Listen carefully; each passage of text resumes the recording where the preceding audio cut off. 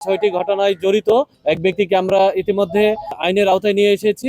উনি ইতিমধ্যে আমাদের কাছে প্রাথমিকভাবে স্বীকার করেছে যে এই 6টি হত্যার সাথেই সে জড়িত রয়েছে। এই ঘটনা যদি আমরা বিস্তারিত যাই, গত 29/8/25 খ্রিস্টাব্দ তারিখে আমাদের পৌর কমিউনিটি সেন্টারে আমরা প্রথম একটি লাশ শনাক্ত করি এবং পুরা লাশ আমরা যখন পাই তখন তার মৃতদেহ প্রায় পুরা অবস্থায় ছিল। আপনারা সবাই সে বিষয়টি আপনারা জানেন। তার পরবর্তীতে আমরা 11/10/2025 তারিখে একই জায়গায় আমরা আরেকটি মৃতদেহ উদ্ধার করি। এই মৃতদেহটি একজন নারীর ছিল। এই নারীর বয়সও আনুমানিক 30 বছরের মতো ছিল। একইভাবে আমরা 19/12/2025 খ্রিস্টাব্দ তারিখে আমরা আরো একটি মৃতদেহ উদ্ধার করি। মৃতদেহটি একটি পুরুষের মৃতদেহ ছিল, যার বয়স আনুমানিক 30 থেকে 35 বছর ছিল।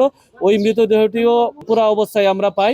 গতকালকে আমরা সর্বশেষ 2টি মৃতদেহ উদ্ধার করি। একটি মৃতদেহের বয়স আনুমানিক 13 থেকে 15 বছর মতো হবে এবং আরেকটি মৃতদেহ পুরুষের, তার বয়স আনুমানিক 20 থেকে 25 বছর হবে। মৃতদেহ দুটিও আমরা পুরো অবস্থায় পাই। ভবিষ্যৎ হোক নিরাপদ, বিনিয়োগ হোক বিশ্বস্ত, আর আমার পছন্দ সল্ট বে। ওয়েলকাম টু সল্ট বে। গত 4/7/2025 খ্রিস্টাব্দ তারিখে আমরা মডেল মসজিদের সামনে একজন বৃদ্ধার মৃতদেহ পাই।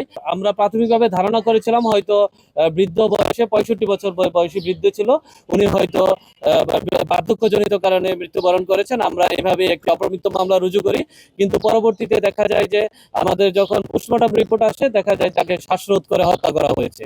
এই ঘটনার আলোকেই আমরা পরবর্তীতে একটা মামলা সাভার মডেল থানায় মামলা রুজু হয়। এই পুরো 6টি ঘটনায় আমাদের সাভার মডেল থানায় 6টি মামলা রুজু করা হয়েছে। প্রতিটি ঘটনার পরই আমরা মূলত তদন্ত করতে থাকি, কিন্তু সবচেয়ে দুঃখজনক যে আমাদের যে বৃদ্ধ মহিলা ছাড়া আসমা বেগম, যার বয়স 65 বছর, উনি ছাড়া আর কারোরই আমরা এখন পর্যন্ত পরিচয় শনাক্ত করতে পারিনি।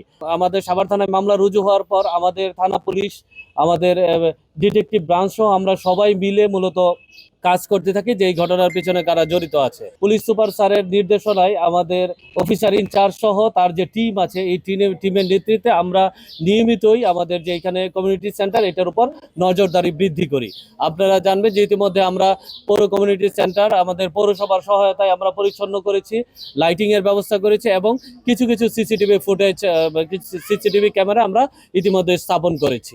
ঘটনার আগের দিনও আমাদের যে ওই ইন্সপেক্টর অপারেশনের নেতৃত্বে একটা টিম যারা এখানে অবস্থান করে তাদের জিজ্ঞাসাবাদ করছে এবং তাদের কোনো সন্দেহজনক কোনো কিছু তাদের চোখে পড়ে কিনা এই বিষয়গুলো তাদেরকে আমরা জিজ্ঞাসাবাদ করার পরেও তারা বলেছে যে না, এই ধরনের কোনো কিছু তাদের চোখে লক্ষ্য করেনি। কিন্তু দুর্ভাগ্যজনক আমরা যাদের জিজ্ঞাসাবাদ করেছিলাম তাদের মধ্য থেকেই 18 তারিখ দুপুরবেলা, আপনারা জানেন যে দুপুরবেলা আমরা 2 জনের মৃতদেহ আমরা এখানে পাই।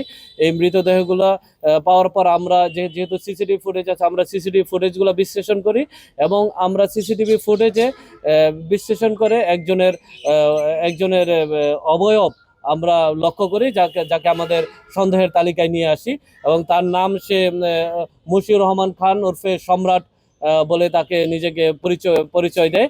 আমরা তাকে আমাদের হেফাজতে নিয়ে আসি। আমাদের সকলেই আমরা ইন্টেন্সিভলি তাকে জিজ্ঞাসাবাদ করি। জিজ্ঞাসাবাদের এক পর্যায়ে এসে আমাদের কাছে প্রাথমিকভাবে স্বীকার করে যে না, এই 6টি ঘটনার সাথেই সম্রাট মশিউর রহমান খান ওরফে সম্রাট নিজে এটার সাথে জড়িত আছে বলে আমাদের কাছে প্রাথমিকভাবে সে স্বীকার করে। আমরা তাকে ইতিমধ্যে বিজ্ঞ আদালতে আমরা প্রেরণ করেছি। ওনার সাথে অন্য কেউ জড়িত আছে কিনা বা এই ধরনের এই ঘটনার সাথে কোনো উদ্দেশ্য আছে কিনা এই বিষয়গুলো যদি আমরা আদালত আমাদের কাছে আমাদের রিমান্ড মঞ্জুর করে তাহলে পরবর্তীতে হয়তো আপনাদের সাথে ফলো আপে আপনাদের বিস্তারিত জানানো যাবে। আমাদের যে নাম বলেছে এবং ঠিকানা বলেছে ব্যাংক কলোনি, আমরা নাম এবং ঠিকানা অনুযায়ী আমরা গিয়েছি। আমরা এখনো ওইখানে ঠিকানা শনাক্ত করতে পারিনি এবং সে আলামত জব্দ বলতে যে সে প্রথমে হত্যার কাজে ব্যবহৃত একটা মাফলার রয়েছে, এই মাফলারটি ইতিমধ্যে জব্দ করা হয়েছে এবং সে যে আগুন দিয়ে পোড়ানো তার যে মোডাস অপারেন্ডি, এই দেশালাইটিও আমাদের উদ্ধার করা আছে। আসলে আমরা খুব অল্প সময় তাকে আমাদের হাতে পেয়েছি। যদি আমরা বিজ্ঞ আদালতে যেহেতু আমরা রিমান্ডের প্রেয়ার দিয়েছি, বিজ্ঞ আদালত যদি আমাদের রিমান্ড মঞ্জুর করে সেক্ষেত্রে হয়তো জিজ্ঞাসাবাদে বাকি অংশ যে উদ্দেশ্য কি, আরো কেউ জড়িত আছে কিনা